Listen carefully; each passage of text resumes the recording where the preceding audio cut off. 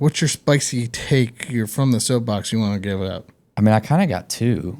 Go for it. No, I mean, I think as the industry goes forward, especially now that, Trump got reelected and, the House and the Senate are all, Republican, I think now more than ever, it's a high tides raise all ship mentality needs to be had in the firearms industry, right? I know in the past there's been some little digs back and forth between other companies and stuff like that, but I think right now, we need to all come together, right? And we were talking earlier is now's the time where we make change, like real change with some of these gun laws and some of the regulations that are out there. And, you can't do it if you're divided. And so, I think one thing that we try to focus on, and especially on our side, is that our website is our most powerful thing that we have, right? And it's powerful because we don't only just sell Palmetto State Armory products, we sell everybody's products, right? And we're adding brands every single day. And we want to make our website welcoming to every brand out there, right? If you're in the firearms industry or, you're in the outdoor industry and you got a really cool product and people want it, let us know, hit us up, let's get it on our website. Let's move some stuff, right? And so, we used to be known as kind of a clearinghouse for some of our, friends in the industry, hey, I need to move some inventory, and that's how we got the daily deals and all that stuff.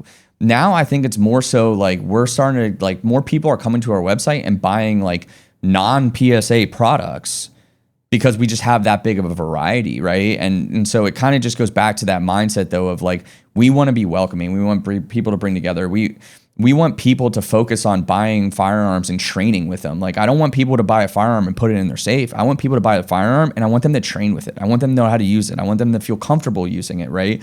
And I having the mindset of if somebody doesn't know something, we shouldn't make fun of them. We should help them. We should educate them, right? And that's what our focus is at Palmetto State Armory, especially going into 2025, is we want people to be comfortable and we want people of all types to be welcome into the firearms industry. No matter where you come from, what your color of your skin is, where you're from, whatever, we want you to be welcome into the firearms industry and we want to help you get better and feel comfortable using a firearm because we believe that it's one of the best rights that we have in this country. And so I think, not to be on a soapbox this whole time, but I think kind of the point that I'm trying to make is we want people to be able to own firearms. We want people to use the firearms. We want people to train with the firearms and feel comfortable around using the firearms and not have this divisive, elitist mentality out there. Well, I couldn't agree more, first off. And like I said before the show, and we were talking, I've said it live, I've said it again, and I'm going to say it. We have 1 year. Yep. 1 year, and everyone's like, well, the Senate's for 2 years. No, we have 1 year because that second year is all re-election. Yep. We have 1 year to get together to put pressure. We as a society and as a culture have had the mentality for the last, and we're seeing it shift, but before this election, we had the mentality of, all right, we won, we're good. Why is nothing changing?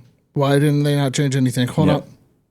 What's going on? No, now is the time to put pressure on those elected officials. They've made large promises. Go in, make sure you're putting pressure. Go to GOA's website. It takes 30 seconds to write your senator or congressman. You can put it in by your zip code. There's a pre-form letter. Just go in and do it.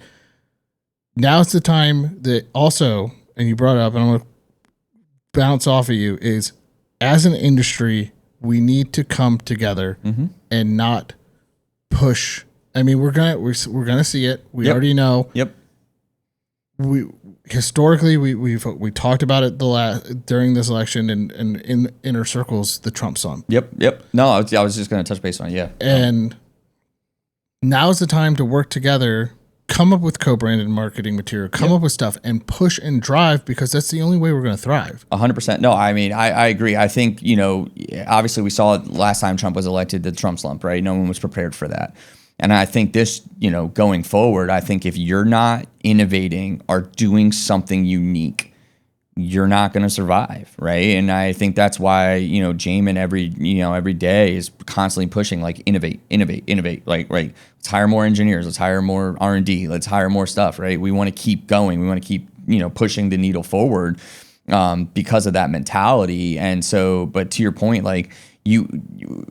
there has to be like a cohesiveness out there in the firearms industry again to make some real change. I mean, now I think is the best opportunity for us to go after the Hughes Amendment and the NFA and really make a change in those two. I know Jamin is super passionate about the Hughes Amendment and the NFA as well, and so, I think there's some things that we can do to make a difference there. And, obviously along with GOA and some of our other friends at like FRAC and other of our sister friends that are on this together, I think we're going to try and make some change this year. I really believe that. Right.